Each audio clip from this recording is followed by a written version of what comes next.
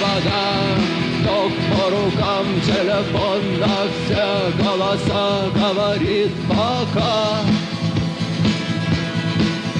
Пора.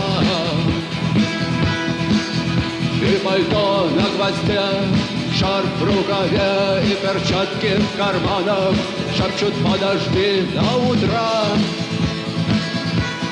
до утра.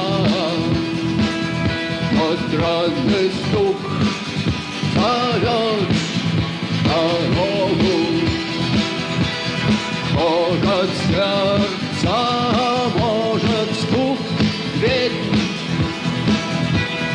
И когда я обернусь на пороге,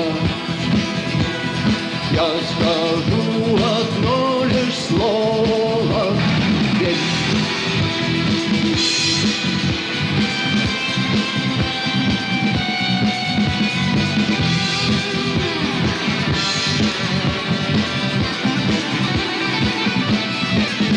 И опять на вокзал, и опять к поездам, и опять проводник выдаст белье и чай.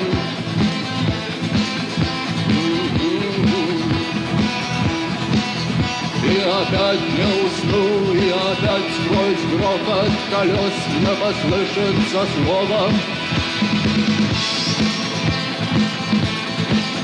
прощай. Но странный стук зовет